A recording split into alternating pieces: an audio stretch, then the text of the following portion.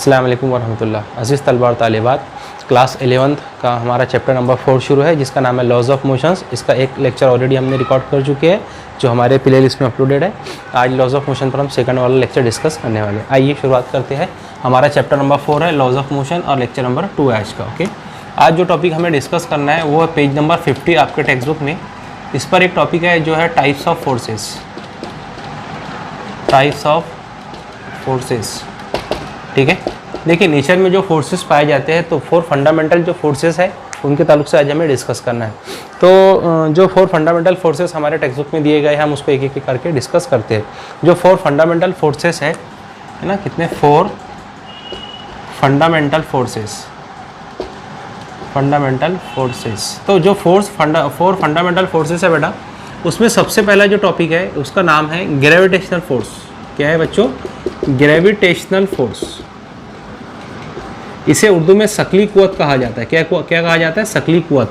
और इसको ज़ाहिर किया जाता है एफ ऑफ जी से। किससे? एफ ऑफ जी से।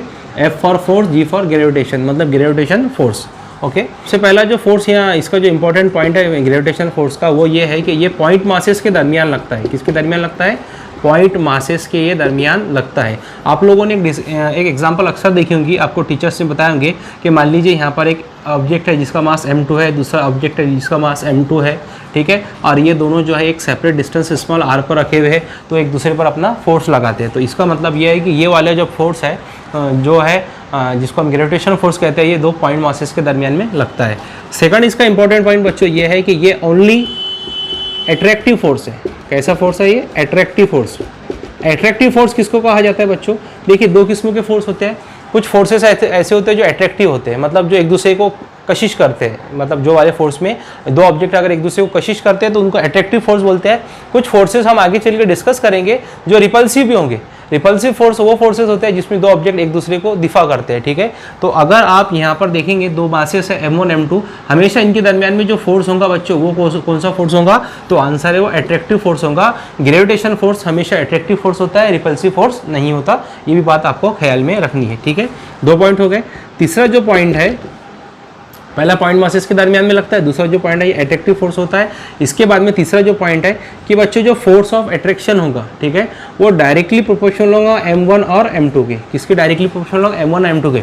इसका क्या मीनिंग है? इसका ये मीनिंग है बच्चों, जितना ज़्यादा मासेस होंगे, है ना, ये m1 m2 की कमियाँ थी, जितना ज़्यादा होंगी, जितना मासेस होंगे उतना ज़्यादा इनके दरमियान में अट्रैक्टिव फोर्स लगेगा। अगर कम मासेस वाले हैं तो कम अट्रैक्टिव फोर्स लगेगा, और ज़्यादा मास वाले हैं तो ज़्यादा अट्रैक्टिव फोर्स लगेगा। इसी के साथ साथ में जो चौथी वाली जो पॉइंट है वो ये है कि जो force of attraction is inversely proportional to 1/r का स्क्वायर। हमने क्या लिखा है यहाँ पर? F is inversely proportional to 1/r का स्क्वायर। बच्चों, इस लॉ को कहा जाता है इन्वर्स स्क्वायर लॉ। क्या बोलते हैं इसको? इन्वर्स स्क्वायर लॉ, ठीक है। इसका क्या मीनिंग है मैं आपको समझाता हूँ। इसका मीनिंग ये है कि अगर डिस्टेंस 1 गुना बढ़ेगा, ठीक है, अगर डिस्टेंस 1 गुना, या सॉरी, इसका ये मतलब है, मैं आपको इसका मतलब समझाता हूँ। इसका मतलब बच्चों ये होता है कि अगर डिस्टेंस जो है, अगर फोर्स 1 गुना बढ़ता है, अगर फोर्स 1 गुना बढ़ता है तो उसके लिए आपको डिस्टेंस को 2 गुना घटाना पड़ेगा। ये बात समझ में? यानी यहाँ पर अगर 2 मासेस के दरमियान का जो डिस्टेंस है वो अगर 2 गुना घटता है तो फोर्स कितने गुना बढ़ेगा? तो आंसर है 1 गुना बढ़ेगा। ये आपको याद रखना है, ओके। अगर 2 टाइम्स अगर difference between the 2 masses decreases, the force can be increase by 1 time, ठीक है। ये बात आपको ख्याल यहाँ पर रखनी है। अच्छा, चलो ठीक है। ये भी आवाज, इसको क्या कहा जाता है? Inverse square law. बच्चों, जब हम इनको एक दूसरे से कंबाइन करेंगे तो हम इसको ऐसे लिख सकते हैं, F is directly proportional to m1 m2/r का स्क्वायर, ठीक है। हमने क्या किया? दोनों को कंबाइन किया तो हमारे पास में क्या आ गया? F is equal to m1 m2/r का स्क्वायर, ठीक है। अब हम क्या करेंगे? अब हम आगे चल के इसको सॉल्व करेंगे। देखिए, यहाँ पर जो F is directly proportional to m1 m2/r का स्क्वायर है, हम ये डायरेक्टली प्रोपोर्शनल का सिंबल हटाना चाहते हैं। तो जब हम इसको इक्वल में कन्वर्ट करेंगे तो F इक्वल टू, इसके साथ में हमेशा याद रखिए, जब भी डायरेक्टली प्रोपोर्शनल का सिंबल इक्वल में कन्वर्ट होता है तो इसके साथ में कांस्टेंट लगता है। चूंकि ये ग्रेविटेशन फोर्स है, इसीलिए यहाँ पर हम जो कांस्टेंट लगाएंगे वो G लगाएंगे। और हमारे पास में ऑलरेडी मासेस क्या है? m1 m2/r का स्क्वायर, ठीक है। देखिए, यहाँ पर F जो है वो F ऑफ G मतलब ग्रेविटेशनल फोर्स है, m1 m2 मासेस है, R is the radius between the 2 masses, और G क्या है यहाँ पर? तो G जो है बच्चों वो है यूनिवर्सल ग्रेविटेशनल कांस्टेंट। ये क्या है बच्चों? यूनिवर्सल ग्रेविटेशनल कांस्टेंट है, ठीक है। कायनात का उसे मुस्तकिल कहा जाता है उर्दू में। और इसकी जो कीमत होती है वो होती है 6.67 ज़रब 10 की क़ुव्वत मंफी का 11 न्यूटन मीटर स्क्वायर बटे किलोग्राम का स्क्वायर। ये इकाई कैसे आई तो देखिए मैं आपको समझाता हूँ। इसी फार्मूले को हम क्या करेंगे, आर के स्क्वायर को इधर लिख चले जाएंगे तो ये बन जाएगा एफ आर का square is equals to capital G as it is रहने दो, एम और एम टू यहाँ पर मल्टीप्लाई में, इधर आएंगे तो डिवाइड में चल जाएंगे m1 m2, ठीक है। अब देखिए यहाँ पर फोर्स है तो फोर्स का यूनिट न्यूटन है, यहाँ रेडियस है, radius can be measure in metre, metre का स्क्वायर क्योंकि आर का स्क्वायर है, m1 m2 मासेस है, mass can be measure in kilogram, kilogram का स्क्वायर, ठीक है। हम इसके डायमेंशन भी निकाल सकते हैं। ओके, इसके डायमेंशन कैसे निकलेंगे जी के, तो देखिए फोर्स है, फोर्स के डायमेंशन होते हैं बच्चों m1 L1 T-2। ये कहाँ से निकले, F = ma पर से आप लोग कैलकुलेट कर सकते हो, ठीक है।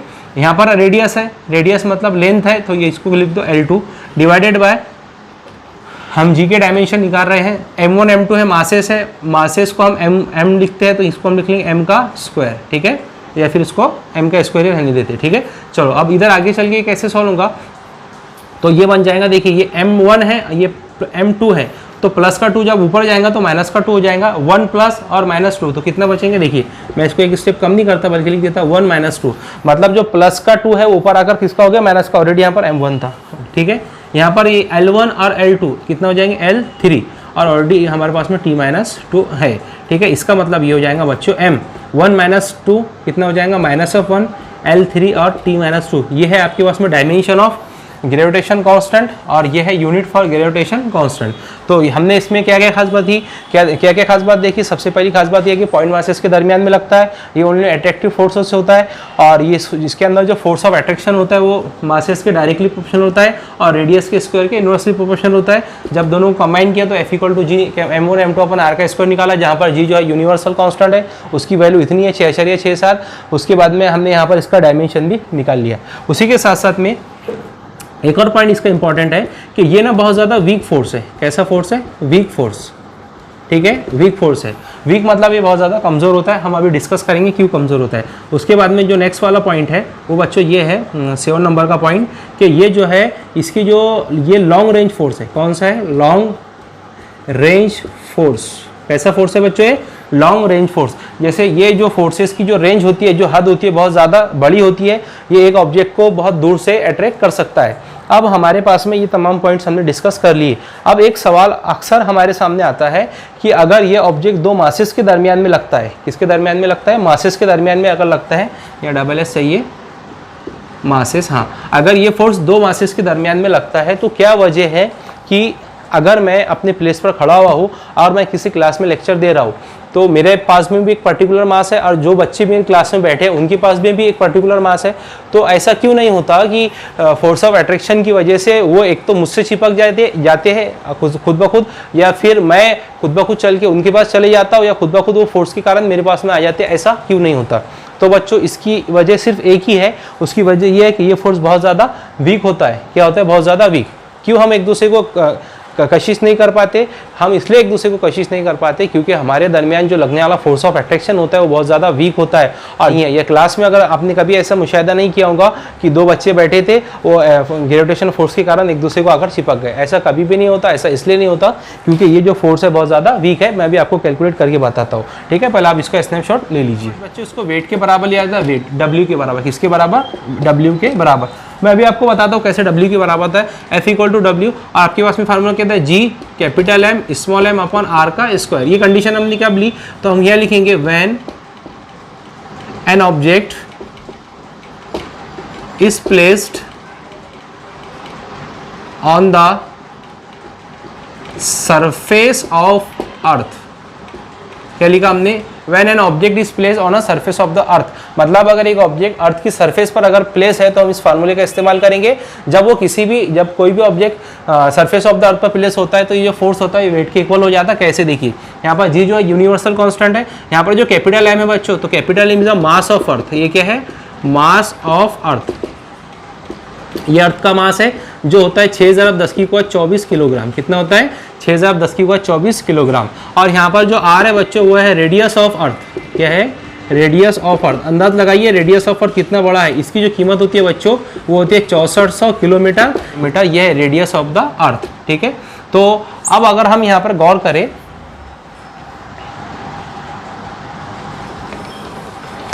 देखिए अगर हम यहाँ पर गौर करें तो हमने जो बोला W इज इक्वल्स टू, ये जो वैल्यू है बेटा कैपिटल G यानी 6.67 ज़रब 10 की क़ुव्वत मनफी का 11 ज़रब m की कीमत कितनी है आपके पास में, मास ऑफ द अर्थ 6 ज़रब 10 की क़ुव्वत 24, ठीक है, और ये आपके पास में 6400 किलोमीटर। आप इसको मीटर में कन्वर्ट कर लीजिए।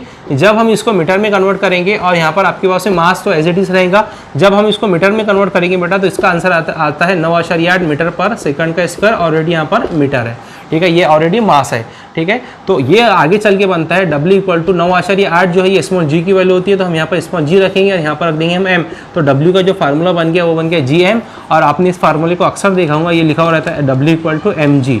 और ये जो फार्मूला होता है बच्चों वेट का फार्मूला होता है, इसीलिए हमने बोला कि ये वेट कब बनता है, when object is place on the surface of the earth.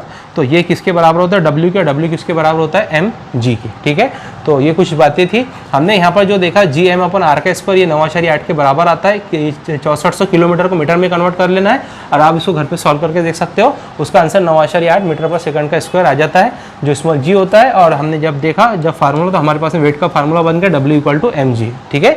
तो ये था आपके पास में टाइप्स ऑफ फोर्सेस में सबसे पहला फोर्स जिसका नाम है अट्रैक्टिव फोर्स, जो बहुत ज़्यादा वीक फोर्सेस होता है, और इस फोर्स को कहा जाता है बच्चों ग्रेविटेशनल फोर्स। अब वो जो सवाल हमारा था कि क्या वजह है कि क्लास में बैठे हुए दो शख्स अगर दोनों के पास में कुछ मासेस है तो एक दूसरे को कशिश नहीं करते, तो उसकी मैं आपको वजह समझाता हूँ। देखिए मान लीजिए आपके पास में, यहाँ पर मैं सॉल्व करवा रहा हूँ, मान लीजिए दो ऑब्जेक्ट है और दोनों के मासेस अलग अलग हैं।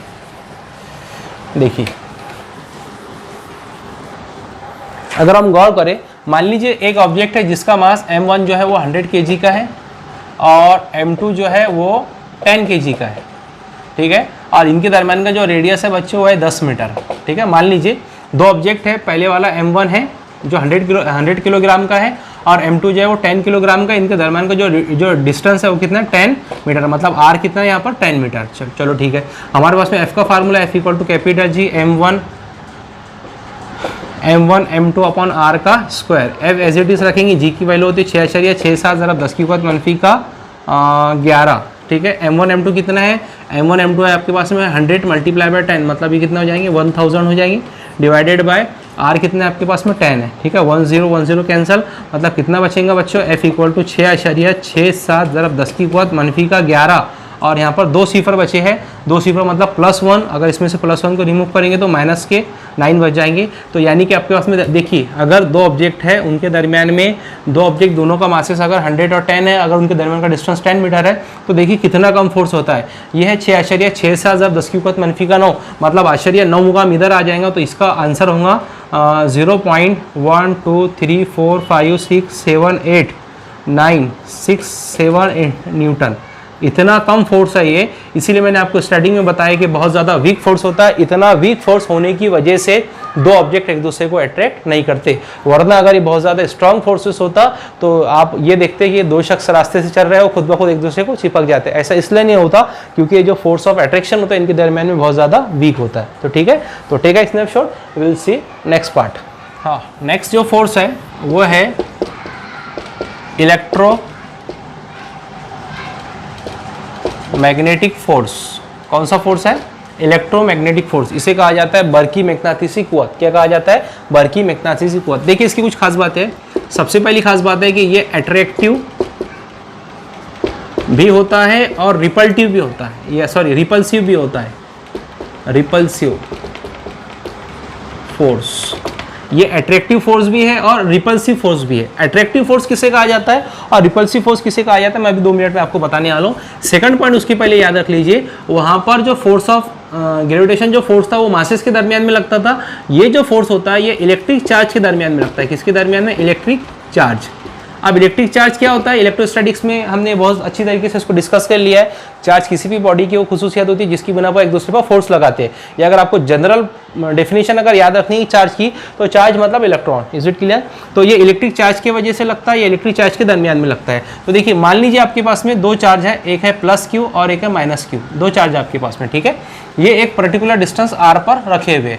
तो मैंने बोला कि ये अट्रैक्टिव फोर्स है। तो कब ये अट्रैक्टिव फोर्स इनके दरमियान में लगता है, तो हमेशा याद रखिए अगर अनलाइक चार्ज है, जैसे +- या फिर -+, तो इनके दरमियान में बच्चों हमेशा अट्रैक्टिव फोर्स लगेगा। कैसे लगेगा, अट्रैक्टिव फोर्स। अगर एक चार्ज प्लस एक माइनस या एक माइनस एक प्लस है तो हमेशा अट्रैक्टिव फोर्स लगेगा आना। दूसरी बात, अगर ये लाइक चार्जेस है, मतलब एक जैसे ये प्लस प्लस ही है माइनस माइनस भी है, तो हमेशा इनके दरमियान में जो फोर्स लगेगा बच्चों, वो लगेगा रिपल्सिव। कैसे लगेगा? Repulsive force. रिपल्सिव फोर्स मतलब ये एक दूसरे से दूर जाएंगे और अट्रैक्टिव मतलब एक दूसरे के करीब आएंगे। तो अट्रैक्टिव कब होते हैं? अट्रैक्टिव उस वक्त होते हैं जब कैसे होते हैं ये अनलाइक चार्जेस। कैसे चार्ज है? Unlike charge. अगर अनलाइक चार्ज होंगे तो एक दूसरे को अट्रैक्ट करेंगे, और अगर लाइक चार्ज रहेंगे तो एक दूसरे को रिपेल करेंगे। ठीक है, ये बात आपको याद रखनी है। Is it clear? नेक्स्ट है जो पॉइंट, वो इलेक्ट्रिक चार्जेस के दरमियान में लगता है। तीसरा जो इंपॉर्टेंट पॉइंट है, ये जो होता है स्ट्रॉन्ग फोर्स होता है। स्ट्रॉन्ग फोर्स बहुत ज़्यादा ताकतवर होता है as compare to F of G. मतलब ग्रेविटेशनल फोर्स के मुकाबले ये फोर्स बहुत ज़्यादा ताकतवर माना जाता है या होता है। ठीक है, किसके मुकाबले?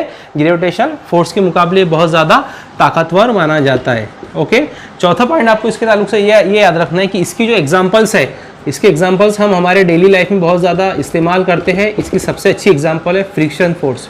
कौन सा फोर्स?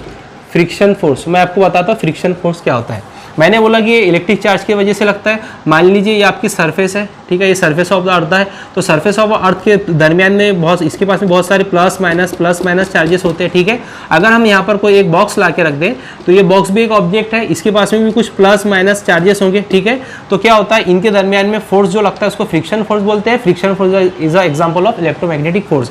इसी के साथ साथ में नॉर्मल रिएक्शन या नॉर्मल जो फोर्स होता है वो भी आपके पास में इलेक्ट्रोमैग्नेटिक फोर्स में ही होता है। इसके साथ में जो विस्कस, इसी के साथ साथ जो विस्कस फोर्स लगता है वो भी एक किस्म का इलेक्ट्रोमैग्नेटिक फोर्स ही होता है। ठीक है, विस्कस फोर्स किसे कहा जाता है? तो विस्कोसिटी चैप्टर में आप लोगों को पढ़ने के लिए मिलेंगे। विस्कस फोर्स जैसे शहद है और पानी है, दोनों में से कौन जल्दी आगे फ्लो होता है? तो आंसर है पानी फ्लो होता है, क्योंकि वहाँ पर विस्कस फोर्स कम होता है और जो आपका शहद है वो ज़्यादा गाढ़ा होता है, उसकी विस्कोसिटी ज़्यादा होती है, इसलिए उसमें विस्कस फोर्स ज़्यादा लगता है। ठीक है, उसी के साथ साथ में जो भी आपके अपोजिट करने वाले फोर्स होंगे, अपोजिट फोर्स, ठीक है, वो तमाम फोर्स जो होते हैं बच्चों वो इलेक्ट्रोमैग्नेटिक फोर्सेस होते हैं। ये आपको याद रखना है। कुछ फोर्सेस ऐसे होते हैं जो कोलिजन फोर्सेस होते हैं। जब दो चीज़ें आपस में टकराती है तो आपस में टकराने की वजह से उनकी जो डिस्टेंस होता है वो धीरे धीरे कम होते जाता है, उसको कोलिजन फोर्स कहते हैं। कोलिजन फोर्स भी इलेक्ट्रोमैग्नेटिक फोर्स के अंदर ही आएगा।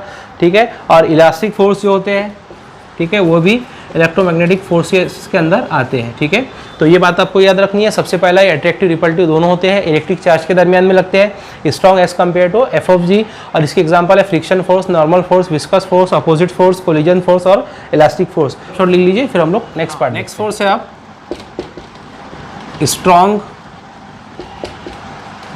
Nuclear force. Strong nuclear force, ठीक है। देखिए स्ट्रॉन्ग न्यूक्लियर फोर्स क्या होता है? न्यूक्लियर फोर्स जो होता है बेटा, स्ट्रॉन्ग न्यूक्लियर फोर्स, ये बहुत ज़्यादा ताकतवर होता है और ये न्यूक्लियस के अंदर पाया जाता है। स्ट्रॉन्ग हमने बोला, स्ट्रॉन्ग मतलब इसका मतलब ये कि सबसे पहला पॉइंट है कि ये बहुत ज़्यादा वेरी स्ट्रॉन्ग फोर्स होता है, ये बहुत ताकतवर होता है एज कम्पेयर टू इलेक्ट्रोमैग्नेटिक और as compare to F of G, मतलब gravitation force. It is a very strong force, बहुत ज़्यादा ताकतवर होता है। दूसरी खास बात ये है कि ये वेरी शॉर्ट रेंज फोर्स होता है, शॉर्ट रेंज फोर्स, ठीक है। शॉर्ट रेंज फोर्स होता है मतलब इसकी जो रेंज होती है बहुत कम होती है। ये क्या करता है, ये वाला force, this force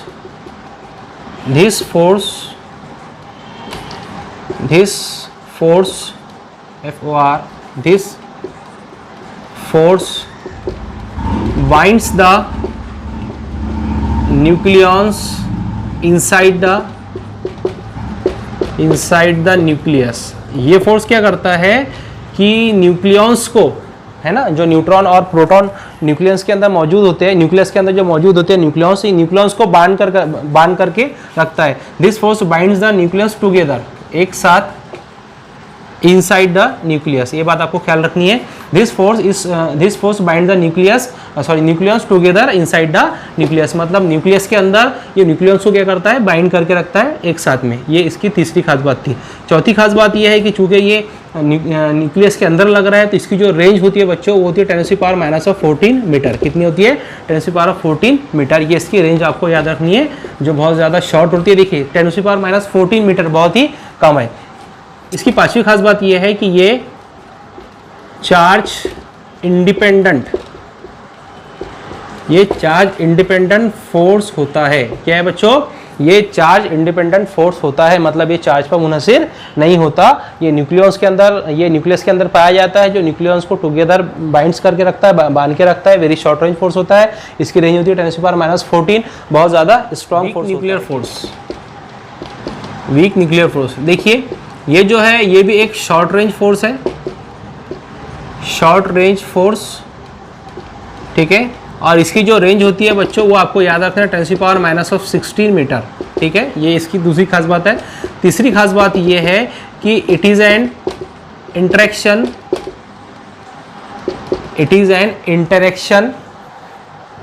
between subatomic, it is an interaction between subatomic particle. ये सब एटॉमिक पार्टिकल्स जो होते हैं उनके दरमियान में इंटरेक्शन होता है, ये वाला फोर्स। और वो क्या करते हैं, मतलब इस इंटरेक्शन की वजह से क्या होता है, so which is responsible for radioactive decay. जो किसके लिए रिस्पॉन्सिबल होते हैं? Radioactive DK.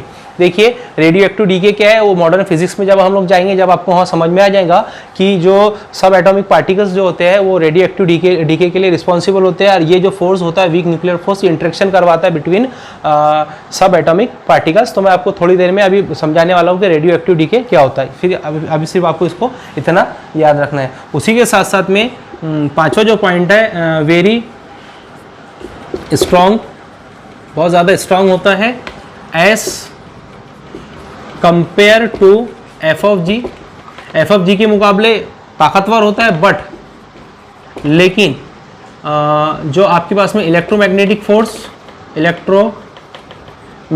फोर्स और स्ट्रॉन्ग न्यूक्लियर फोर्स के मुकाबले जो होता है ये थोड़ा सा मतलब वीक होता है, ठीक है। ये बात आपको यहाँ पर ख्याल रखनी है। मतलब एफ ऑफ जी से थोड़ा ज़्यादा स्ट्रांग होता है, लेकिन इलेक्ट्रोमैग्नेटिक फोर्स और न्यूक्लियर फोर्स से ये थोड़ा वीक होता है। तो कितने पॉइंट्स है इसके ताल्लुक से? देखिए सबसे पहला पॉइंट क्या है, ये शॉर्ट रेंज होता है, मतलब इसकी हद बहुत कम होती है। हद कितनी होती है? 10⁻⁻16, मतलब हमको 16 मुकाम इधर आना पड़ेगा। 0.00000001 मीटर इसकी रेंज होती है, बहुत कम होती है। इट इज़ अ इंटरेक्शन, ये इंटरेक्शन होता है बिटवीन सब एटॉमिक पार्टिकल्स, ठीक है, जैसे alpha decay, beta decay, gamma decay, आपको मॉडर्न फिजिक्स में आ ही जाएगा। Which is responsible for radioactive decay, radioactive decay के लिए रिस्पॉन्सिबल होता है ये वाला force. Very strong as compare to F G के मुकाबले बहुत ज़्यादा ताकतवर होता है, बट इलेक्ट्रोमैग्नेटिक फोर्स और न्यूक्लियर फोर्स के मुकाबले बहुत ज़्यादा कमज़ोर होता है। तो फिर टेक अ स्नैपशॉट। नेक्स्ट जो टॉपिक है वो है हमारा real force and pseudo force. ये भी एक इंपॉर्टेंट टॉपिक है, ये भी आपको समझ में आना चाहिए कि रियल फोर्स किसे कहा जाता है।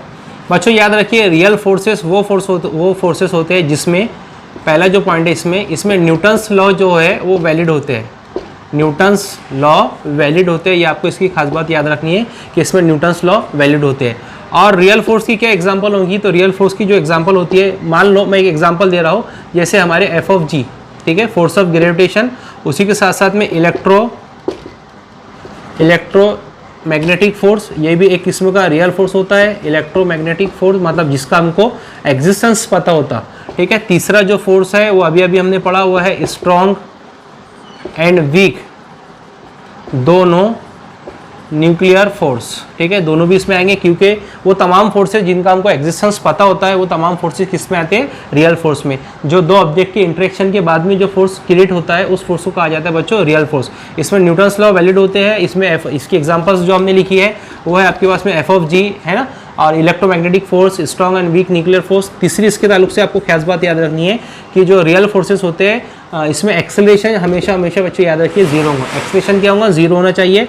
और चौथी इसकी खास बात है, अगर एक्सेलरेशन जीरो है तो वेलोसिटी जो है वो कांस्टेंट होनी चाहिए। वेलोसिटी जो है कांस्टेंट होनी चाहिए, ये आपको इसके ताल्लुक से ख्याल में रखना है। एक और फोर्स है जिसका नाम है एफ ऑफ CP, जिसे कहा जाता है बच्चों सेंट्रीपिटल फोर्स। ये भी इसके एग्जांपल है, ठीक है। हम जब सर्कुलर मोशन पढ़ेंगे तो वहाँ पर मैं आपको हमेशा याद दिलाऊंगा, F of CP is responsible for circular motion हमेशा एक सवाल हम पूछते हैं वहाँ पर which force is necessary for circular motion, तो आपको याद रखना है सेंट्रीपिटल फोर्स, मरकज़ कुव्वत, जो बहुत ज़्यादा जो दायरवी हरकत के लिए बहुत ज़्यादा ज़रूरी कुव्वत होती है, और वो भी कौन सी होती है, रियल फोर्सेस। मतलब इसके ताल्लुक से रियल फोर्सेस मतलब वो तमाम फोर्सेस जिसमें न्यूटन्स लॉ वैलिड होते हैं, उसके एग्जाम्पल है एफ ऑफ जी, मतलब आपका gravitational force, electromagnetic force, centripetal force, strong and nuclear force, यानी वो तमाम फोर्सेस जिनका एग्जिस्टेंस हमको पता होता है, उन तमाम फोर्सेस को हम रियल फोर्सेस कहते हैं, जिसमें एक्सेलरेशन हमेशा जीरो होता है, वेलोसिटी जो होती है वो कांस्टेंट होती है। अब आते हैं सूडो फोर्सेस पर।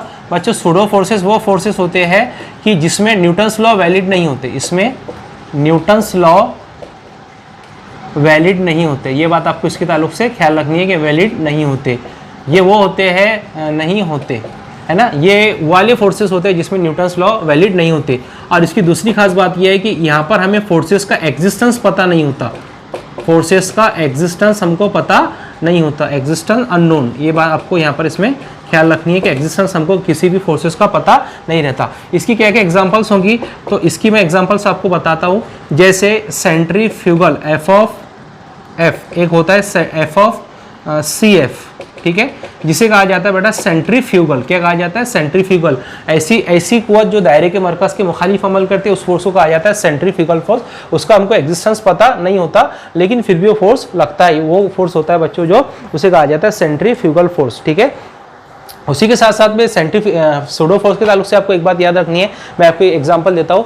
जब हम गाड़ी के अंदर बैठे हुए रहते, ठीक है, इस तरह से हम गाड़ी में बैठे हुए हैं और अचानक गाड़ी जो है वो हरकत करना शुरू कर देता, हमको ऐसा अगर गाड़ी आगे की जानिब जाती है तो हमें पीछे की जानिब झटका महसूस होता है, या अगर हमारी गाड़ी तेजी से चल रही है, गाड़ी वाला अगर आगे गाड़ी को ब्रेक मारता है तो हम खुद ब खुद आगे चल जाते हैं। तो ये जो फोर्स हमारे पास में आया, हमने खुद से नहीं लगाया, लेकिन फिर भी फोर्स हमें महसूस हुआ, मतलब इसका एग्जिस्टेंस हमको पता नहीं, लेकिन फोर्स लग रहा है, तो इसी फोर्स को बच्चों कहा जाता है सूडो फोर्स। वो फोर्स जिसका हमको एग्जिस्टेंस पता ना हो, और वो फोर्स जिनका हमको एग्जिस्टेंस पता हो, उस फोर्स को कहा जाता है रियल फोर्स, जिसमें न्यूटन्स लॉ वैलिड होते हैं, इसमें न्यूटन्स लॉ वैलिड नहीं होंगे। अगर यहाँ पर न्यूटन्स लॉ वैलिड नहीं होंगे तो हमने इसके एग्जांपल में लिखा है centrifugal F of C F, centrifugal, और इसका फार्मूला होता है, याद रख लीजिए, यहाँ पर 12th में काम में आएगा, एम आर ओमेगा का स्क्वायर, और अगर इसका वेक्टर फॉर्म लिखते हैं तो ये होता है बच्चों एफ ऑफ सी एफ, ठीक है, is equals to M R भी एक वेक्टर होता है, और ओमेगा का स्क्वायर। ये बात आपको इसके ताल्लुक से याद रखनी है, ठीक है। और यहाँ पर भी मैं आपको इसमें जो सेंट्रीपिटल है इसका भी फार्मूला लिख देता हूँ, ताकि आपको आगे चल के काम में आए। इसका फार्मूला होता है बच्चों एफ ऑफ सी पी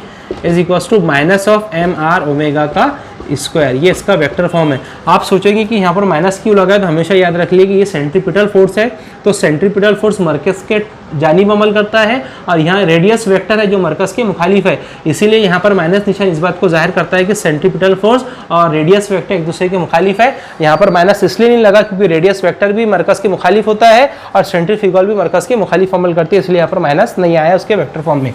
अगर ये सूडो फोर्स है, यहाँ न्यूटन्स लॉ वैलिड नहीं होते, तो आपको नेक्स्ट वाली खास बात ये याद रखनी है कि इसके अंदर acceleration acceleration is not equal to zero, यानी एक्सेलरेशन जीरो के बराबर नहीं होगा, यानी वेलोसिटी जो होंगी बच्चों वेरिएबल होंगी। कैसी होंगी वेलोसिटी, वेरिएबल, मतलब टाइम के साथ में वेलोसिटी इसमें बार बार चेंज होगी, ठीक है। तो ये तमाम बातें थी जो रियल फोर्सेस के ताल्लुक से है सूडो फोर्सेस की। पहली क्या खास बात है, रियल फोर्स मतलब ऐसे फोर्स जिनका हमको एग्जिस्टेंस पता होता है, उन्हें क्या कहा जाता है, रियल फोर्स। इसमें न्यूटन्स लॉ वैलिड होते हैं। इसके एग्जांपल जो है वो आपके चार जो हमने अभी फोर्सेस पढ़े, फंडामेंटल फोर्सेस, वो इसके एग्जांपल है, और सेंट्रीपिटल फोर्स एक्स्ट्रा में। इसमें एक्सेलरेशन जीरो होता है, एक्सेलरेशन अगर जीरो है तो वेलोसिटी हमेशा कांस्टेंट होती है, और इसमें सेंट्रीपिटल फोर्स का हमने एक वेक्टर फॉर्म लिखा है, एक्स्ट्रा में ये पॉइंट है, अगर आप नहीं भी लिखा तो चलेगा, F of C P equal to minus of M R omega का स्क्वायर। यहाँ पर माइनस क्यों लगा है, क्योंकि एफ ऑफ सी पी मरकज की जानिब अमल करता है, रेडियस वेक्टर हमेशा मरकज के मुखालिफ होता है।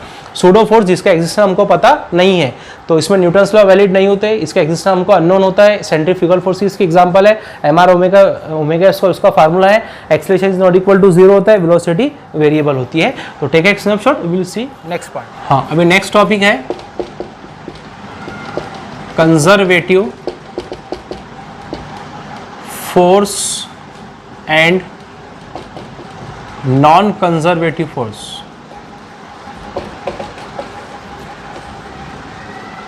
ठीक है, क्या है हमारा टॉपिक, कंजर्वेटिव फोर्स और नॉन कंजर्वेटिव फोर्स। देखिए समझिए नॉन कंजर्वेटिव और कंजर्वेटिव क्या होता है, बहुत आसान है। ये वाला जो फोर्स होता है बेटा कंजर्वेटिव फोर्स, पहले हम इसको डिस्कस करते हैं। कंजर्वेटिव फोर्सेस वो फोर्सेस होते हैं जिसमें फोर्स के कारण जो वर्क डन होता है, पहला पॉइंट है इसका, फोर्स के कारण जो इसमें वर्क डन होता है, work done is not depend on path.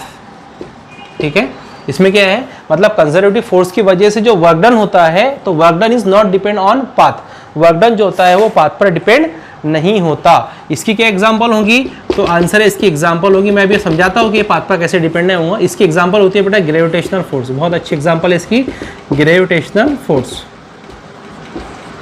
ठीक है, उसके बाद में तीसरा पॉइंट है जो इसके ताल्लुक से जो आपको याद रखना है वो ये है, पहला है कि work done is not depend on path, जो इसके इस फोर्स के जरिए जो वर्क डन होता है वो पाथ पर डिपेंड नहीं होता। इसके एग्जांपल हमने ग्रेविटेशनल फोर्स लिखे। इसकी जो तीसरी वाली खास बात है बच्चों, तीसरी वाली खास बात ये है कि ये जो वर्क डन होता है, इसका वर्क डन वो ओनली डिपेंड ऑन, किस पर मुनसिर रहता है, only depend on initial and final position. ये किस पर डिपेंड होता है, only initial and final position पर ये डिपेंड होता है। ओके, तो इसके ताल्लुक से आपको तीन बातें याद रखनी है। पहले वर्क डन जो होता है is not depend on path, path पर मुनसिर नहीं होता। इसके एग्जांपल ग्रेविटेशनल फोर्स होता है। और इसमें वर्क डन जो होता है only depend on initial and final position, जो सिर्फ इनिशियल और फाइनल पोजीशन पर मुनसिर होता है। देखिए मैं आपको एग्जाम्पल की मदद से समझाता हूँ कि ये कैसे होता है। मान लीजिए आपके पास में एक ट्रायंगल है, इस ट्रायंगल का नाम देते हैं हम ABC। ओके, तो ये ट्रायंगल आपके पास में ABC है। तो ये वाली जो इसकी हाइट है बच्चों, मान लो इसकी हाइट जो है वो h है। क्या इसकी हाइट h है? ओके, तो ये जो ट्रायंगल ABC है, मुझे ना A से C पर जाना है। कहाँ पर जाना है? A से C पर। जब मैं A से C पर जाता हूँ तो मेरे पास में एक तो ये रास्ता है, ठीक है, जाने के लिए, और दूसरा ये रास्ता है। ठीक है, तो देखिए मैं आपको निकाल के बताता हूँ यहाँ पर वर्क डन कितना होता है। हम जानते हैं वर्क डन इक्वल टू क्या होता है, फोर्स मल्टीप्लाई बाय डिस्प्लेसमेंट। ठीक है, फोर्स मल्टीप्लाई बाय डिस्प्लेसमेंट, इसका मतलब work done equal to force. Force कितना लगेगा, अगर मैं इधर से यहाँ से ऊपर जाता हूँ तो मेरे पास में जो फोर्स होगा वो मेरा वेट होगा mg, है ना, इनटू इसका डिस्टेंस कितना है। अगर मैं यहाँ से यहाँ जाता हूँ तो मेरे पास में जो डिस्टेंस है बच्चों, डिस्टेंस है मेरे पास में h, कितना है h, यानी कि मेरे पास में w इक्वल टू क्या बन जाएगा, mgh। ओके, एक मेरे पास में ये रास्ता है कि मैं यहाँ से ऐसे ऊपर जाऊँगा डायरेक्ट। दूसरा, अगर मैं A से C पर जाना चाहता हूँ, ओके, तो फिर मेरे पास में क्या रास्ता रहेगा, तो मैं ऐसे सीधा जाऊँगा इधर से A से C पर। तो जब मैं मान लीजिए यहाँ से यहाँ गया, इस पॉइंट पर मैं हूँ, तो यहाँ पर अगर मैं गौर करूँगा तो मेरे पास में जो मेरा वेट है वो हमेशा mg वर्टिकली डाउनवर्ड होगा। ठीक है, इधर जो होगा मेरे पास में एक नॉर्मल रिएक्शन लगेगा। ओके, अगर मैं इसको आगे बढ़ा दूँ, इसको इधर ला लूँ, इसको ऐसे मिला लूँ, तो यहाँ पर जो लगता है मेरे पास में फोर्स, ये होता है बच्चों mg साइन थीटा। कितना होता है, mg साइन थीटा। और इधर जो लगता है ये वाला, ये होता है हमारे पास में mg cos थीटा। कितना होता है, mg cos थीटा। ये जब रोटेशनल डायनामिक्स हम लोग पढ़ेंगे, मैं आपको सेपरेट डायग्राम समझा के दे दूंगा कि ये कैसे लगता है। ये है mg साइन थीटा और ये mg cos थीटा। ओके, अब देखिए मैं वहाँ से निकालना चाहता हूँ वर्क डन। तो वर्क डन इक्वल टू क्या होगा, फोर्स मल्टीप्लाई बाय डिस्प्लेसमेंट, है ना। वर्क इक्वल टू फोर्स कितना लगेगा, मैं ये वाले पास से जाना चाहता हूँ तो मेरे पास फोर्स लगेगा mg साइन थीटा। ठीक है, इनटू डिस्टेंस कितना है मेरे पास में, तो देखिए डिस्टेंस जो है, मुझे डिस्टेंस जो तय करना पड़ेगा वो डिस्टेंस तय करना पड़ेगा बच्चों AC। कितना, AC। ये देखिए ये है मेरा डिस्टेंस और ये है मेरे पर लगने वाला फोर्स जो है mg साइन थीटा। ठीक है, अब देखो W इक्वल टू mg यहाँ पर एज इट इज रहेगा। साइन थीटा देखो, अगर मैं यहाँ से साइन लगाऊँ तो साइन मेरे पास में क्या होगा, साइन मेरे पास में होगा CB डिवाइडेड बाय AC। कितना हो जाएगा, देखो CB डिवाइडेड बाय AC, ये मेरे पास में साइन का फार्मूला है, मल्टीप्लाई बाय ऑलरेडी यहाँ पर क्या AC में कैंसिल करूंगा तो मेरे पास में क्या बचेगा, W is equal to mg, और CB किसके बराबर है, तो CB मेरे पास में h है, तो यहाँ पर मैं क्या लिख दूंगा h, यानी कि W इक्वल टू h। देखो तो फिर से क्या फार्मूला बन गया, W इक्वल टू mgh, और यहाँ पर भी क्या था mgh। यानी हमें यहाँ पर एक बात समझ में आती है, चाहे हम इस पाथ से जाए चाहे हम इस पाथ से जाए, हमारे लिए क्या इंपॉर्टेंट है, तो हमारे लिए work done only depend on initial and final position. तो हम अगर गौर करें, ये हमारी फाइनल पोजीशन होगी और ये हमारी इनिशियल पोजीशन होगी। ये बात हमको यहाँ पर समझ में आती है। ठीक है, तो हमने इससे ये साबित किया कि कंजर्वेटिव फोर्स वो फोर्सेस होते हैं जिसमें work done is not depend on path, जो वर्क डन जो होता है पाथ पर डिपेंड नहीं होता। उसकी एग्जांपल है ग्रेविटेशनल फोर्स, और work done only depend on the initial and the final position. और ये हमने एग्जांपल से साबित किया, जब हमने इधर से गया तो हमारे पास में कितना निकला, वर्क डन mg निकला, और जब हम इस पाथ से गए तो हमारे पास में दोबारा वर्क डन कितना निकला, mgh निकला, और यहाँ पर भी mgh निकला था। यानी इससे ये बात साबित होता है कि इसमें वर्क डन जो है वो पाथ पर डिपेंड नहीं होता, जो वो इनिशियल और फाइनल पोजीशन पर ही सिर्फ डिपेंड होता है। ओके, तो टेक अ स्नैपशॉट। अब इसके बाद का मैं आपको बता देता हूँ, 2 मिनट रुक जाइए। नॉन कंजर्वेटिव फोर्सेस, तो बच्चों याद रखिए, मैं यहाँ लिख रहा हूँ नॉन कंजर्वेटिव फोर्सेस के ताल्लुक से।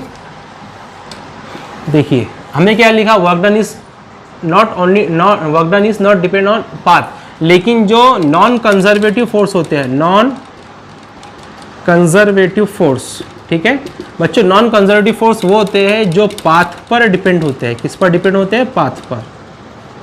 ओके, नॉन कंजर्वेटिव फोर्स जो होते हैं वो डिपेंड ऑन पाथ होते हैं, या ऐसे लिख लो इसको, डिपेंड ऑन पाथ। मतलब नॉन कंजर्वेटिव फोर्स हमेशा डिपेंड ऑन पाथ पर, डिपेंड्स ऑन पाथ, हमेशा पाथ पर मुनहसिर होते हैं। इसकी क्या एग्जांपल होंगी? तो इसकी सबसे अच्छी एग्जांपल है बच्चों फ्रिक्शनल फोर्स। कौन सी है? फ्रिक्शनल फोर्स, ठीक है, जो नॉन कंजर्वेटिव होती है। उसी के साथ साथ में इसके ताल्लुक से जो तीसरी खास बात आपको याद रखनी है कि ये इनिशियल एंड फाइनल पोजीशन पर नॉट डिपेंड होता है।